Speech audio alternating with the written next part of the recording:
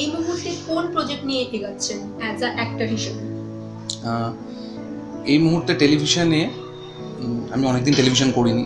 এই মুহূর্তে টেলিভিশনে একটা চরিত্র করছি, স্বপ্ন উড়ান বলে একটা নতুন সিরিয়াল আসছে, স্বপ্ন উড়ান, যেটা 8:30 থেকে স্টার জলসায় দেখা যাবে। সেখানে আমি একটা চরিত্রে অভিনয় করছি। এই প্রথমবার কোনো সিরিয়ালের শুরুতে এরকম একটা চরিত্রে অভিনয় করছি, যে চরিত্রটা আমি আগে কখনো করিনি। মানে সচেতন সিদ্ধান্ত ছিল যে আমি কখনো কালো চরিত্রে অভিনয় করিনি, অর্থাৎ যে চরিত্রের মধ্যে ডার্কনেসটা প্রবল, অর্থাৎ চরিত্রটা সব কিছুই ব্ল্যাক। তো সেইটাই এই চরিত্রটা করার মূল কারণ আর কি। একটা ব্ল্যাক চরিত্রে আমি অভিনয় করছি। আর নেক্সট মান্থ এন্ড মানে ফেব্রুয়ারি এন্ড মার্চ বিগিনিংয়ে একটা ছবি শ্যুট শুরু হবে, একটি বড় ছবি। তো শুরু হোক, তারপর আমরা কথা বলবো সেটা নিয়ে। দেবুলানিদি, আপনি অ্যাজ আ অ্যাক্ট্রেস হিসেবে এই মুহূর্তে কি প্রজেক্ট করছেন?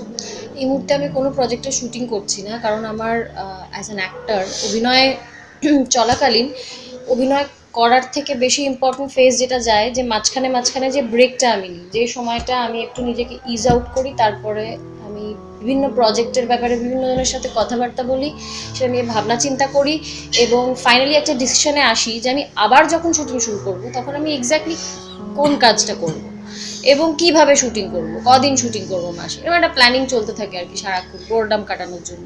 সেই বোরডাম কাটানোর পিরিয়ডটা এখন চলছে। তথাগতটা শুয়োপোকা বলে একটা শর্ট ফিল্ম বেরিয়েছিল, সেটার পর এখন শর্ট ফিল্মস নিয়ে কি ভাবছেন? পরের ছবিটা শুটিং হয়ে গেছে, শুয়োপোকা রোমানিয়ার ফেস্টিভ্যালে সিলেক্টেড, আর শিকাগো, ইংল্যান্ড বিভিন্ন জায়গার ফেস্টিভ্যালে অলরেডি গেছে। তো সেগুলো রেজাল্ট আউট হওয়া বাকি, সেগুলো হয়তো এই বছরের মাঝামাঝি রেজাল্ট আউট হবে। তো যাই হোক, পরের ছবিটা শ্যুট হয়ে গেছে। এটা সন্দীপন চট্টোপাধ্যায়ের একটা ছোট গল্প, ছেলেটা তার থেকে অনুপ্রাণিত। মানে এই ছবিটার গল্পের যে জার্মটা সেখান থেকে নেওয়া। এটা একটি 15 মিনিটের ছবি, যেটা দুটো রাস্তার বাচ্চাকে নিয়ে শ্যুট করা হয়েছে। আমরা 25 তারিখ আর 31 পার্ক স্ট্রিটে আমাদের বাড়ির পাশে বস্তিতে স্থানীয় দুটো বাচ্চাকে নিয়ে শ্যুট করা হয়েছে। দুটো বাচ্চারই বয়স 6 থেকে 8-এর মধ্যে। দুটো বাচ্চাকে নিয়ে আমরা 25 ডিসেম্বর আর 31 ডিসেম্বর নাইট পার্ক স্ট্রিটে শ্যুট করেছি। আর কিছু অংশ এই আশেপাশে কলকাতা শহরে শ্যুট হয়েছে। তো এই ছবিটা শ্যুট কমপ্লিট, এখন এডিট শুরু হবে আর কি। এই রিসেন্টলি এডিট শুরু হবে, মিউজিকের কাজও চলছে ছবিটা। এই ছবিতে ব্যাকগ্রাউন্ড মিউজিক রয়েছে, মিউজিকের কাজ চলছে আর এডিটের কাজ শুরু হবে। আপনি অ্যাজ আ ডাইরেক্টর কোনোদিনও কি হোমোসেক্সুয়ালিটিকে তুলে ধরতে চান? হোমোসেক্সুয়ালিটি আমার কাছে আসলে দৈনন্দিন জীবনেরই একটা অংশ। এটাকে আলাদা করে যদি আমার গল্প, মানে আমি যে পৃথিবীটাকে দেখি, আমার গল্প মানে হচ্ছে আমার পৃথিবী, আমি যে পৃথিবীটাকে দেখি সেই পৃথিবীর অংশ এটা। সুতরাং এটাকে আলাদা করে তুলে ধরার জন্য আমি একটা ছবি বানাচ্ছি, এরকম ছবি কোনোদিনই বানাবো না। তবে আমার ছবির অংশ হিসেবে হোমোসেক্সুয়ালিটি আসতেই পারে, আমার ছবির সাবজেক্ট হিসেবে হোমোসেক্সুয়ালিটি আসতেই পারে। কারণ আমার যেটুকু দেখতে পাওয়া এই পৃথিবীতে, তার মধ্যে হোমোসেক্সুয়ালিটি একটা অংশ। যেমন একটা নর্মাল সম্পর্ক, একটা প্রেমিক প্রেমিকার সম্পর্ক যেরকম একটা নর্মাল বিষয়, সেরকম একটা নর্মাল বিষয়। তো যদি ছবির অংশ হিসেবে আসে আমার কোনো অসুবিধা নেই, মানে আসতেই পারে, মানে কিন্তু আলাদা করে এটাকে তুলে ধরার জন্য কখনো ছবি বানাবো বলে আমার মনে হয়। মানুষ অমানুষ আপনার ফার্স্ট ফিল্ম ছিল, আচ্ছা, সেখান থেকে আজ অবধি জার্নিটা ঠিক কেমন গেল? কিসের ফিল্ম, অভিনয়, টেলিভিশন, সব মিলিয়ে? সব। মানুষ অমানুষ আমার ফার্স্ট ফিল্ম ছিল, কিন্তু মানুষ অমানুষ আমার প্রথম অভিনয় জীবনের প্রথম কাজ তো নয়। কাজী জার্নিটা যদি কোথা থেকে শুরু বলতে হয়, সেটা মানুষ অমানুষ থেকে ডেফিনেটলি নয়, সেটা তো প্রবাহ থেকে শুরু, যেটা আমার প্রথম সেন্ট্রাল ক্যারেক্টার ছিল আর কি টেলিভিশনে। আর সীমারেখা আমার প্রথম সিরিয়াল ছিল যেটা টেলিকাস্ট হয়েছিল, আর এক আকাশের নিচে আমার প্রথম মাইলস্টোন ছিল।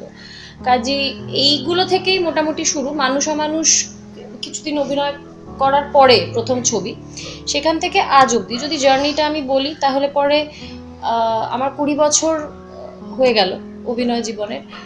মোটামুটি 5 বছর এখন থেকে যদি মাইনাস করে দিই, তাহলে 15 বছর অবধি আমি জার্নিটা বলবো আমার জার্নিটা অসাধারণ ছিল। কারণ আমাদের একটা কথাই আছে যে অভিনয় জীবনে 70% লাক, 30% বাকি সব কিছু মিলিয়ে। আমি বলি 90% লাক, 10% হয়তো বাকি সবটা। তো আমার 90%-এর মধ্যে 90% লাকি সবসময় আমার ফেভারে থেকেছে অভিনয় জীবনে। এটার জন্য আমি সাংঘাতিক পাও না এটা, যে লাকটা সবসময় আমার ফেভারে থেকেছে। ফলে আমি অভিনয় জীবনে পিক দেখেছি, গোল্ডেন পিরিয়ড দেখেছি, যতটা ম্যাক্সিমাম একজন অভিনেতা হিসেবে যতটা পাওয়ার আমি সবটা পেয়েছি। ফলে আমার 15 বছর অবধি অভিনয় জীবনের অভিজ্ঞতা খুব ভালো।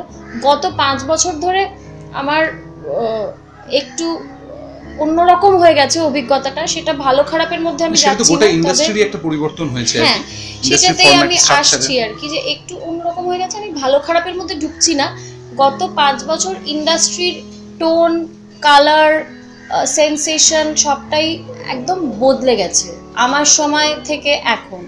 সেই বদলে যাওয়াটার সঙ্গে যে আমি খুব ভালো অ্যাডজাস্ট করতে পারছি তা নয়, এবং অ্যাডজাস্ট করার প্রশ্নটা এই জন্য উঠছে যেহেতু আমি ফুল ফ্লেজেড কাজ করছি এখনো। এর মানে এই নয় যে আমি কাজ করতে চাইছি না, আমি কাজ ভীষণভাবে করতে চাই, অভিনয় এখনো ভীষণভাবে করতে চাই, এবং ফুল ফ্লেজেড করতে হচ্ছে, ফলে অ্যাডজাস্ট করার প্রশ্ন উঠছে, কিন্তু এই অ্যাডজাস্টমেন্টটা খুব একটা সুখকর হচ্ছে না। তথাকথিত থিয়েটার না সিরিয়াল, কোনটা প্রেফার করবেন অভিনেতা হিসেবে? হ্যাঁ, as actor. Theatre. Theatre. Debolina দি, সেম কোশ্চেন। থিয়েটার না সিনেমা? হ্যাঁ, দুটোর মধ্যে বেছে নেওয়া আমার জন্য খুব কঠিন, কারণ থিয়েটারের একটা মারাত্মক কিক আছে ডিরেক্ট অডিয়েন্স রিয়াকশন পাওয়া, যেটা কোনো কিছুতেই আর সম্ভব না মঞ্চ ছাড়া, এবং কোনো রিটেক নেই। সেই কিকটাতে ইনস্ট্যান্টলি একটা মনে হতে পারে যে এই কিকটার মতো কোনো কিক হয় না, কিন্তু আমার কাছে ক্যামেরার সামনে অভিনয় করা, ওই অতগুলো চারপাশে 30টা লোকজন, লাইট মুখের সামনে ধরেছে, লাইটটা নিতে হবে, ডায়লগটাও ঠিক করে বলতে হবে, এদিকে মুখটা ঘোরানো যাবে না, আবার ডিরেক্টর রিটেক বললে একই অনুভূতি আমাকে 5 বার প্রকাশ করতে হবে, এটার মধ্যেও একটা সাংঘাতিক চ্যালেঞ্জ আছে। ফলে এবং পরে যখন দর্শক সেটাকে দেখবে সেটাকে বিশ্বাসযোগ্য বলে মনে হতে পারে, হয়তো 10টা টেক হয়েছিল তারপরে, তো দুটোই আমার কাছে ইকুয়াল, এই দুটোর মধ্যে আমার পক্ষে বেছে নেওয়া খুব কঠিন। ফিল্মের কাছে যাত্রা বলুন কি নাটক বলুন, এগুলো ধীরে ধীরে হারিয়ে যাচ্ছে কোথাও। আসলে ফিল্মের কাছে হারাচ্ছে না, মানে ফিল্মটা একটা ফরম্যাট। ধরো স্পেন্সারের দোকান খোলা হয়েছে, স্পেন্সার খুলেছে আর কি, তাহলে কি পাড়ার মুদির দোকান উঠে যাবে? উঠে যাচ্ছে না তো, কিংবা উঠে যাচ্ছে আবার কোনো কোনো অংশে। তার মানে এই পার্থক্যটা কারা করছে? স্পেন্সার করছে না, পার্থক্যটা করছে মানুষের রুচি। মানুষের রুচি যেদিকে যাচ্ছে সেইরকমভাবে মানুষের চাহিদা তৈরি হচ্ছে, মানুষের চাহিদা অনুযায়ী গোটা বিষয়টা, সিস্টেমটা চেঞ্জ হচ্ছে। ঠিক সেভাবেই যদি থিয়েটার কিংবা যাত্রার ওপর আদৌ কোনো প্রভাব পড়ে থাকে, সেটা সময়ের প্রভাব, যে মানুষরা এখন এই অঞ্চলে ঘোরাঘুরি করছেন কিংবা এই অঞ্চলে বসবাস করছেন, তাদের জীবনযাত্রার প্রভাব এবং তাদের রুচির প্রভাব। দেবলীনা দি, আপনার লাইফে এমন কে, মানে কোন মানুষটা আছে যে আপনাকে খুবভাবে মোটিভেট করেছে, যে না থাকলে আজকে হয়তো আপনি হতে পারতেন না, এমন কে? সেটা তো গোজ উইদাউট সিং আমার মা, শুরু থেকে শেষ অবধি ভুল বললাম, শেষ নিশ্চয়ই নয়, এখনো অনেক বাকি আছে শেষে, শুরু থেকে এখনো অবধি সব কিছুতেই আমি অভিনয় জীবন, আমি মানুষ হিসেবে যা আমার বড় হয়ে ওঠা, আমার স্ট্রাগল, আমার লড়াই, আমার প্রেম, আমার বিয়ে, সব কিছুতেই আমার মা আমাকে ভীষণভাবে মোটিভেট করেছেন এবং সাপোর্ট করেছেন। তবে একজন মানুষের কথা এই ক্ষেত্রে আমাকে বলতে হবে, আমার অভিনয় জীবনে আশাই হতো না যদি না সেই মানুষটি আমাকে প্রথম পদক্ষেপটি ফেলতে সাহায্য করতেন। তিনি হচ্ছেন আমার মেজ পিসি। আমার মেজ পিসি প্রথম আমাকে একটি বিউটি কন্টেস্টে পার্টিসিপেট করিয়েছিলেন, যেটা অ্যাকচুয়ালি এই ইন্ডাস্ট্রিতে আমার প্রথম পদক্ষেপ। সেটা যদি না হতো তাহলে আমি অভিনেতা হওয়ার কথা কখনো ভাবতামই না। তো প্রথম পদক্ষেপের জন্য আমি ক্রেডিটটা আমার মেজ পিসিকে দেবো, আর থ্রু আউট আমাকে মোটিভেট তো প্রতি পদক্ষেপে করে আসছেন আমার মা। তবে আমি ওর কথা না বললে পুরো অসম্পূর্ণ হয়ে যায় উত্তরটা। দেবলীনা দি, প্রেমটা ঠিক কিভাবে শুরু হয়েছিল আপনাদের দুজনের? এই প্রশ্নটার উত্তর যে কতবার দিতে হয়েছে ক্যামেরার সামনে, এবং আমরা কখনোই এই প্রশ্নটার সঠিক উত্তর দিতেই পারি না, কেননা প্রেম কোট আনকোট কীভাবে শুরু হয়েছিল সেটা আমরা নিজেরাই জানি। আমরা বন্ধু ছিলাম, আমাদের বন্ধুত্বের একটা এক্সটেনশন হয়েছে, বন্ধুত্বের একটা আরও বড় এক্সটেনশন হয়েছে, সেটা হচ্ছে বিয়ে। এখনও আমরা বন্ধুই আছি। প্রেমটা কবে হয়েছে সেটা আমরা নিজেরাও খুব ভালো করে জানি না। ও কি বলবো? হ্যাঁ, মানে আমাদের তো একটা টেলিফিল্ম করতে গিয়ে আলাপ, সেখানে প্রায় 8-9 বছর হয়ে গেল। সেটা দেবলীনা আমার প্রথম বিয়েতে নিমন্ত্রিতও ছিল। আমার তো এর আগে একটা বিয়ে ছিল যেটা ডিভোর্স হয়ে যায়। তো তখন থেকেকার বন্ধুত্ব আর কি। তারপরে দুজনে খারাপ সময় যাচ্ছে দুজনের লাইফে, ব্যক্তিগত জীবনে। সেই সময় দুজনের বন্ধুত্বটা হয়তো ব্যক্তিগত শেয়ারিংয়ের জায়গায় যায়, যে বন্ধুত্বটা নর্মালি ছিল, ব্যক্তিগত শেয়ারিংটা অনেক কম হতো, সেই ব্যক্তিগত স্পেসটায় দুজনের একটু বেশি করে ঢুকে পড়া আর কি, স্পেসটা ঢুকে পড়া থেকে একটা সিদ্ধান্ত একসাথে থাকার আর কি। বিয়েটা তারই একটা রূপক। প্রথমবার আপনাদের দেখা কোথায় হয়েছিল আর কিভাবে হয়েছিল? অরিন্দম শীলের ডিরেক্টোরিয়াল ডেবিউ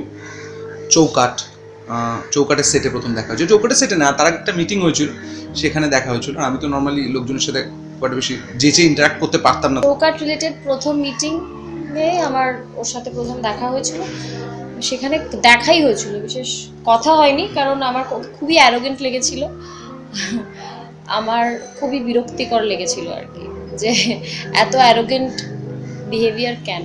মানে অ্যারোগেন্ট বিহেভিয়ার মানে যেটা বলতে চাইছি সেটা হচ্ছে আমার কাছে নর্মাল ভদ্রতা, আমি যেচে কারোর সাথে গিয়ে হা করছি না আর কি, অ্যারোগেন্স। তারপরে দ্বিতীয় দেখা চৌকাঠের শুটিংয়ের প্রথম দিন, সেদিনকেই ও আমাকে প্রথম দেখাতে খুব অ্যারোগেন্ট একজনকে আমি দেখলাম। সেকেন্ড দেখাতেই ও আমাকে বলল যে শুটিংয়ে, যে তুমি দেবেনা দত্ত, আমি তথাগত মুখার্জি, তুমি হয়তো আমার থেকে বয়সে অনেকটা বড়, কিন্তু আমি তোমাকে তুইতুকারি করবো এবং আমি নাম ধরেই ডাকবো, আমি দিদিও বলবো না, আমি তুমিও বলবো না, আমি তুইতুকারি করবো। তুইতুকারি করবোটা বলিনি, বলেছি নাম ধরে ডাকবো। তুই ভুলে গেছিস, তুই আমাকে বলেছিলি আমি তোমাকে তুই বলবো এবং আমি তোমাকে নাম ধরে ডাকবো, এই দুটোই তুই আমাকে বলেছিলি ফার্স্ট দেখাতেই। আমি ভাবলাম যে এটা কি ধরনের কন্ট্রাস্ট। তারপর থেকে আমি এই কন্ট্রাস্টটা নিয়েই ডিল করে যাচ্ছি। ও একটা বিষয় নিয়ে আজকে যদি নর্থ পোল বলে, পরের দিন আবার সাউথ পোল বলে, মানে ওর ভাবনার রেঞ্জটা বিরাট আর কি। পৃথিবীতে যত রকম সম্ভাবনা থাকে সব কিছু নিয়ে ও ভেবে ফেলে একসাথে। তো বিয়েটা কিভাবে হলো? বিয়েটা ওই যে বললাম যে ব্যক্তিগত স্পেসে ঢুকে পড়া। ব্যক্তিগত স্পেসে ঢুকে পড়লে মানে ওর ব্যক্তিগত কথাবার্তা আমি জানতে পারছি, আমার ব্যক্তিগত কথাবার্তা ও জানতে পারছে, আমার ব্যক্তিগত খারাপ লাগা যেটা মূল এক হওয়ার জায়গা হচ্ছে ব্যক্তিগত জীবনে দুজনেই খারাপ আছে। এবার দুজনেই খারাপ থাকার দরুন দুজনের ব্যক্তিগত খারাপ লাগাগুলো জানতে পারছি, ফলে সেই খারাপ লাগাগুলো কাটাবার জন্য যে কাজগুলো করছি সেখানে অধিকার বোধ এসে পড়ছে, পরস্পরের প্রতি অধিকার বোধ থেকে আর কি সম্পর্কের তৈরি হওয়া। মানে আমাদের তো বিয়ের আগে একটা লিভ ইন পিরিয়ড ছিল, আমরা লিভ ইনও করছিলাম, তো লিভ ইনই যখন করছি তখন বিয়ে নয় কেন আর কি, দুটোর মধ্যে তো বেসিক্যালি একটা সই ছাড়া কোনো তফাৎ নেই। না, ওই সইটা করা একটাই কারণে, সেটা হচ্ছে পাসপোর্ট, বেড়াতে যাওয়া ইত্যাদি ইত্যাদি বিভিন্ন রকম ফর্মালিটিস, যে আমাদের সোসাইটিতে যে ফর্মালিটিসগুলো নর্মসগুলো রয়েছে সেগুলোকে প্রপারলি ডিল করতে পারার জন্য।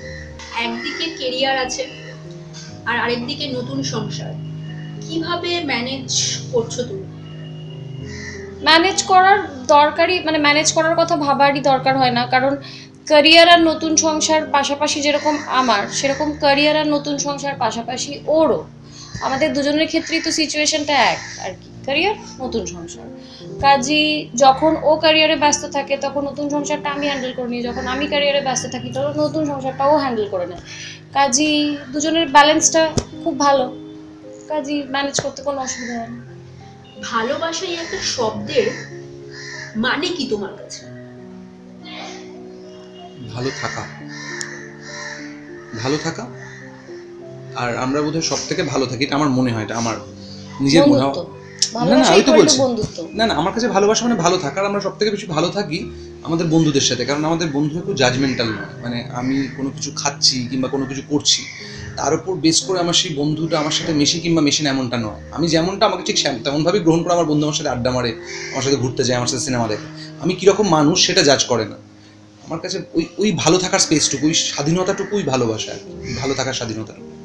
হ্যাঁ, আমরা প্রচুর বন্ধু, আমি এখনও আমার প্রচুর বন্ধু বান্ধবকে এটা বলতে শুনি যারা ম্যারিড, যে বন্ধুত্বের জগৎটা আলাদা জগৎ, ওটা একটা আলাদা স্পেস। হাজব্যান্ড ওয়াইফ আলাদা একটা স্পেস, বন্ধু একটা আলাদা স্পেস।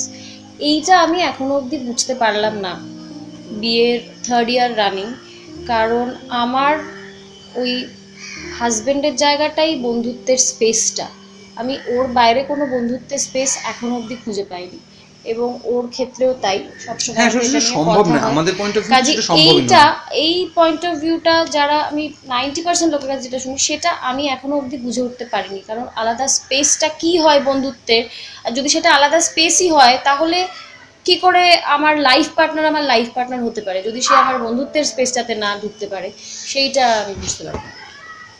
দেবলীনাদি, ভালোবাসা যেখানে আছে সেখানে ঝগড়া হবেই হবে। তো তথাগতদার সাথে তোমার ঝগড়াটা ঠিক কিভাবে, মানে হয়তো নিশ্চয়, আর কিভাবে কেমন ভাবে আবার সেটা সলভ হয় কিভাবে সেটা বলো। হ্যাঁ, প্রচুর ঝগড়া হয়। আর আমাদের ঝগড়াটাই এন্টারটেইনমেন্ট আর কি। আর ঝগড়াটা আমার থেকে কিন্তু ও বেটার করতে পারে, এটা আমি একদম গ্যারান্টি দিয়ে বলছি। না এটা দেবল না বলেও যে তুই ঝগড়া করে এন্টারটেইন হচ্ছিস, যেটা বিষয়টা আলোচনার দরকার নেই, আর সলভের না কোনো ব্যাপারই নেই।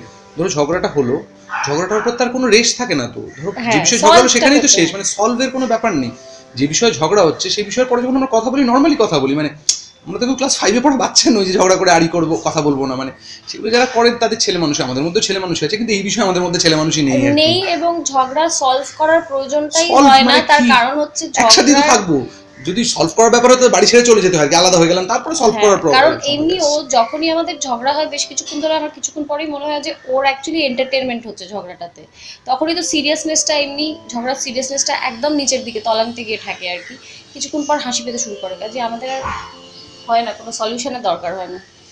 এমন কি কিছু কথা আছে যেটা তোমরা দুজন দুজনাকে বলতে চাও কিন্তু বলে এখনো অবধি হয়ে ওঠেনি? না আমার ক্ষেত্রে আসলে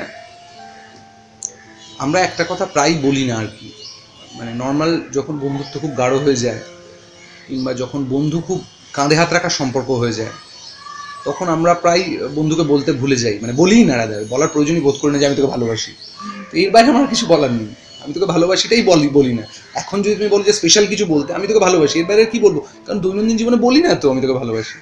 হ্যাঁ, এটা সত্যিই বলা হয় না, আমি তোকে ভালোবাসি, আই লাভ ইউ, এই কথাটা একদম বলা হয় না আমাদের স্পেসিফিক্যালি দুজনের দুজনকে, কেননা প্রতিটা কথা এবং প্রতিটা কাজ তো এটাই বলছে যে আমি ওকে ভালোবাসি। প্রত্যেকটা দৈনন্দিন জীবনের প্রতিটা পদক্ষেপ তো এটাই বলছে, মুখে কথাগুলো বলা হয় না, সেটাই বলতে চাই সবসময়।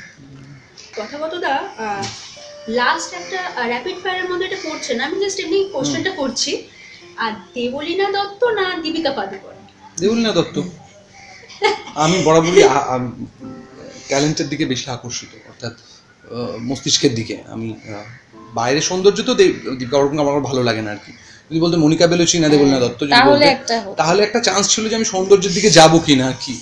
এক্ষেত্রে তো সেই সম্ভাবনাও নেই আর কি। কোয়েশ্চেনটা ভুল হয়ে গেছে, দীপিকাকে খুব একটা পছন্দ করে না, তাই সহজ হয়ে গেছে। হ্যাঁ, সহজ না, মনিকা বেলুচি দেবলীনা বললেও আমি দেবলীনাই বলতাম, কেননা তার একটাই কারণ, আমার ঝোঁকটা আর কি মূলত মানুষের দিকে।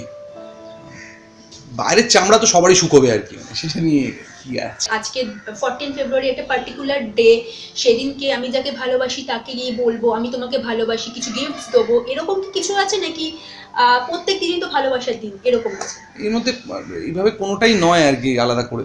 14 সেন্ট ভ্যালেন্টাইন কি করেছিলেন তার জন্য আমাদের জীবনে কোনো প্রভাব পড়ে না। একটা প্রভাব পড়ে যে আমরা অজুহাত খুঁজে পাই, যে একটা দিন কাজ থেকে অফ নিয়ে আমরা দুজনে কোথাও ঘুরতে গেলাম, খালি দুজনে, কোনো বন্ধু বান্ধব অন্যান্য কেউ ছাড়া আমরা দুজনে সময় কাটালাম, মানে এটা একটা অজুহাত আর কি। সেটা 13 ফেব্রুয়ারি হতে পারে, 12 ফেব্রুয়ারি হতে পারে, কিন্তু এই অজুহাতটাকেই ব্যবহার করা, এর বাইরে আর কিছু। প্রত্যেক দিন তো ডেফিনেটলি ভালোবাসার দিন, কিন্তু এই 14 ফেব্রুয়ারি বলো, কি জন্মদিনই বলো, কি পুজোই বলো, কি নিউ ইয়ারই বলো, এই দিনগুলো যেগুলো ইউনিভার্সালি সেলিব্রেট করা হয়, সেই দিনগুলো জাস্ট একটা অজুহাত, এক্সট্রা কিছু করার, আনন্দের অজুহাত।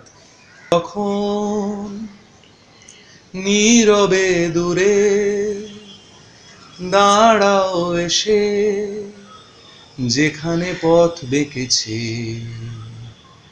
তোমার ছুঁতে চাওয়ার মুহূর্তরা, কে জানে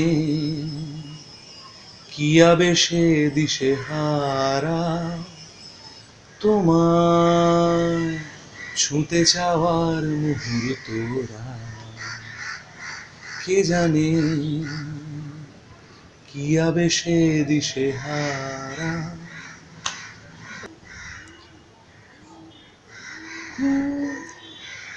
अभी मुझ में कहीं बाकी थोड़ी सी है जिंदगी, धड़कन जिंदा